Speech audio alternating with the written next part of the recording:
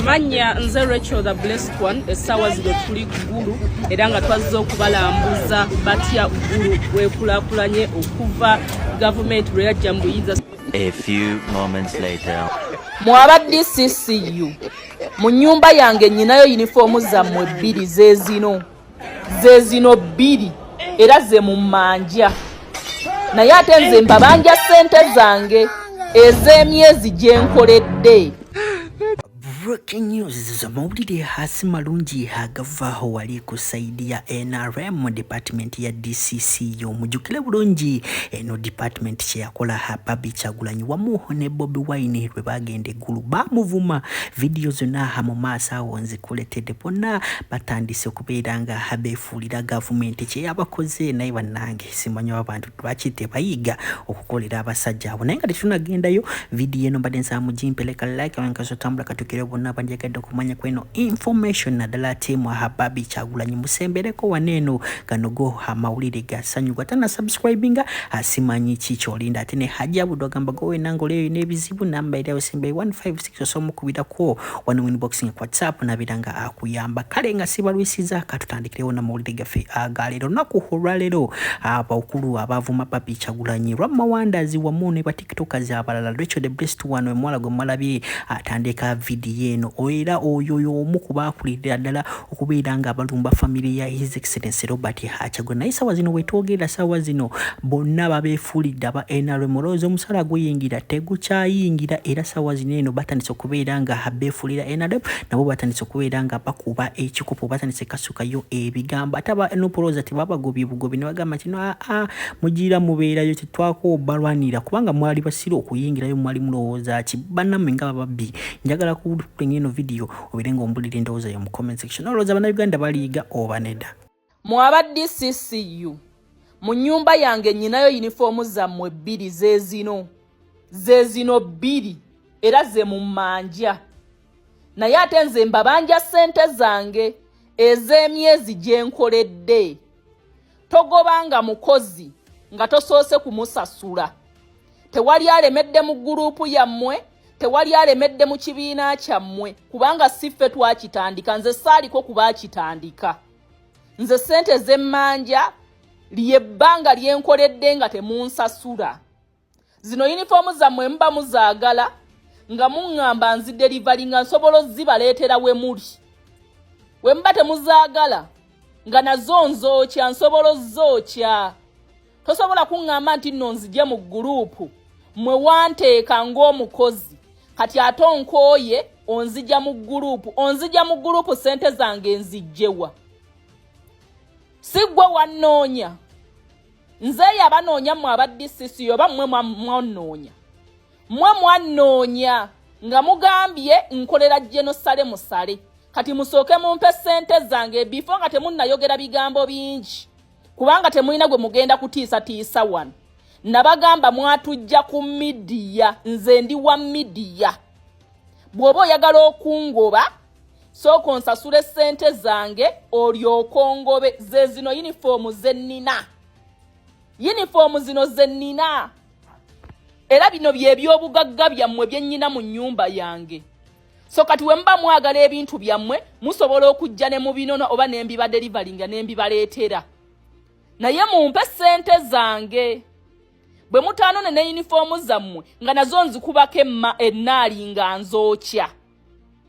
Nze sikolagana n'abantu bannanfuusi, muli bannanfuusi temusobola kukozesa muntu ate ne mmaane mumukowa ne mumugoba nga temumusasudde ssente ze, tekijja soboka. Nze sikola bya charity, okitegedde? Siina kitongole kiyamba simanya bantu batalina mwasirizi, sikirina. Kati mumale kunsasula ssente zange mulyoke munyige exit mu guruupu. Muli mu guruupu mwogera ebigambo ebiyitirivu tukole tutya. Njagala ssente zange. Bwe mba mwali mwagala tukkiriziganye mu bulungi temwandinyize exit temwandinzi. We should condemn the jokes we make that degrade our fellow Ugandans. We should all be able to condemn the choices we make in friendships, marriages, based only on tribal lines. To my fellow mothers, whether young or old, I challenge you, be the voice of unity in your home. Speak peace at your dinner table. Correct tribal comments, even if your husband or your children or your friends use them. Raise your children to see fellow Ugandans not as strangers, but as brothers and sisters. Tell them that it is God, not tribe, who gave us identity, and that in the eyes of God, we are one family, baptized into one body, one faith, and one church. Uganda is a beautiful nation, a gift from God, and like any family, it is strong when it is united, but a divided house cannot stand. So let us be mothers who build, not break. Let us be mothers who love, not hate. Let us be mothers who raise a Uganda where every tribe is respected, every child. Assalamu alaikum wa rahmatullahi wa barakatuh. Amanya n'eddoboozi Haji Abudu omusomi w'edduwa. Nkola ku nsonga ez'enjawulo, emirimu nga gikutataganyeko, ebyenfuna byo nga bidobonkanye, ne oba oli bweru wa ggwanga emirimu gyakucankalanako. Jangu kusomere ku dduwa. Okuva edda n'edda edduwa zaabaawo, edduwa zisomibwa, omuntu n'oterezebwa mu mbeera yonna ebadde ekusibyeko akanyaaga. Nina ekyoto kye nsobola okukumira wadde oli bweru wa ggwanga nga toli kumpi wano n'ofuna omukisa ogwo naawe n'osomerwako ku dduwa nga nkuteddeko n'akabaani. Allah ajja kukusaasira, ajja kukwanukula. Kuba ku nnamba yange y'essimu 075 2 44 751 ne ku WhatsApp kwendi. Mpereza obubaka sobole okukuyamba. Assalamu alaikum wa rahmatullahi wa barakatuh. Refugees from Rwanda, Congo, Sudan, Somalia, Eritrea, and Ethiopia. You guys, we are warning you. 2026, it's a protestive vote for Ugandans. Don't get involved in our national affairs. Don't get involved in our presidential election. Because we know for so long, Mu7 has been using you guys to vote for him so that he can keep himself in power. For so long. Despite the fact that he has been rigging votes. But he uses you people to add the numbers for him in refugee camps which are in Uganda. Right now, buses are coming in Uganda, and they are registering refugees, giving them our national IDs to vote for Mu7. I'm warning you, if you know you're a refugee in Uganda and you're misusing our national ID, all in the name of voting for Mu7, because I know you guys, you get those national IDs for Uganda on conditions. We give you the ID, you make sure you vote for NRM or you vote Mu7.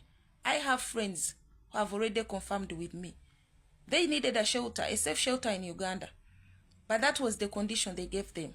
That we are giving you the IDs, you make sure you vote for NRM. So please, I'm here to warn you guys. This is a battle for Ugandans. It's okay you guys to have our national IDs, but misusing them to keep Mu7 in power. We are trying to fight dictatorship in Uganda. We are trying to change the system in Uganda.